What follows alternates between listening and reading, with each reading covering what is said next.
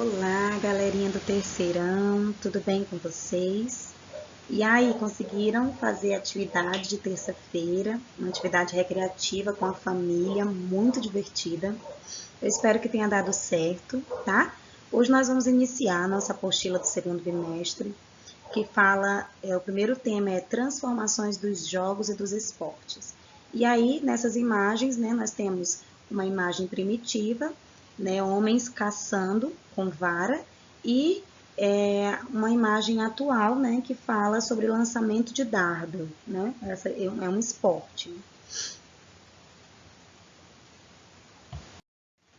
E aqui, né, tem uma pergunta: como surgem as práticas corporais?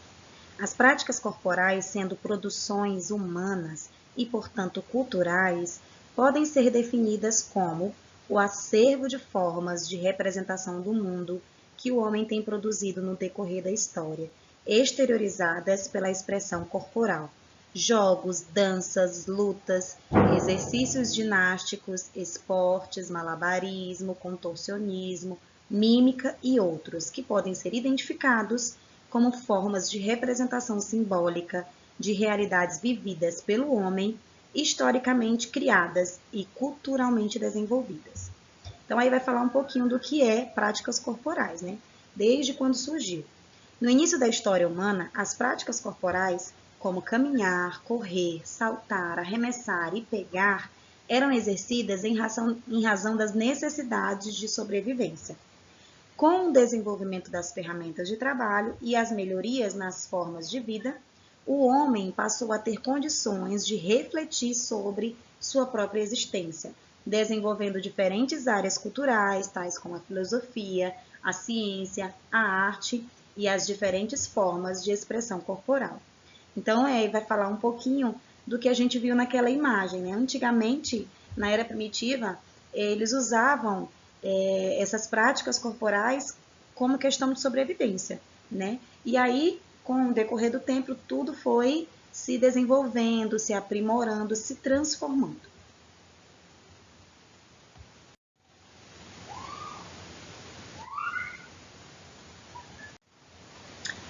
Para que possamos refletir sobre o aparecimento de uma prática corporal, podemos pensar no caso do handebol, que é um esporte muito praticado nas escolas e contém elementos de alguns dos jogos que o antecederam. O handebol ascendeu como síntese esportiva, tendo por base uma diversidade de práticas corporais realizadas em diferentes períodos históricos. Duas características fundamentais permitem reconhecer semelhanças entre o handebol praticado hoje e os jogos que lhe deram origem. O fato de ser um jogo praticado com as mãos e de utilizar uma bola ou outro objeto esférico. Entre as práticas que apresentam semelhança com o handebol estão o jogo Urânia, praticado na Grécia Antiga. Se você quiser até pesquisar, tá bom? Eram jogos de antigamente. O jogo Raspartum, apreciado pelos romanos, o handball de Spiel, conhecido como handebol dinamarquês, o Razena, o balum uruguaio e o torbal. Então, são jogos antigos que são bem semelhantes com o handebol de hoje. Aqui, nesse slide, nós temos uma pergunta também: as práticas corporais sofrem transformações?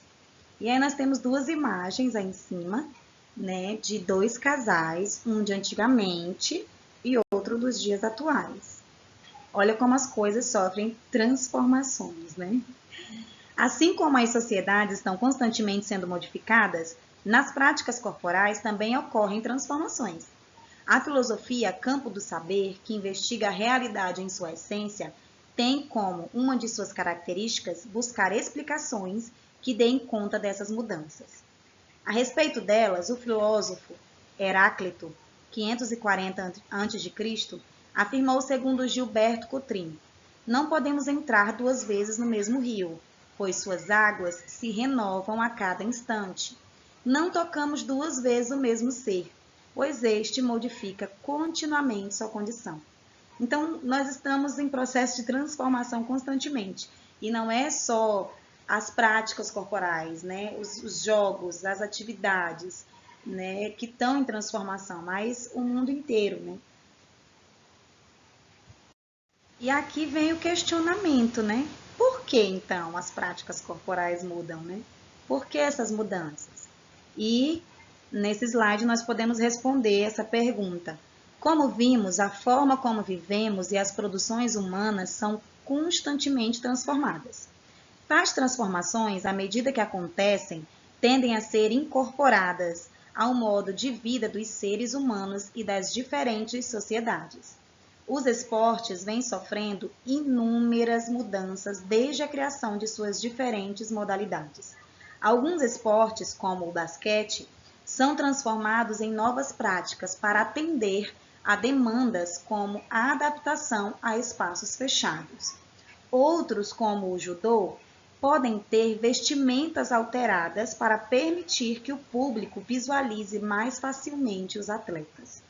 Em alguns casos, até mesmo as regras podem ser alteradas para adequar o esporte à televisão, como foi o caso do vôlei.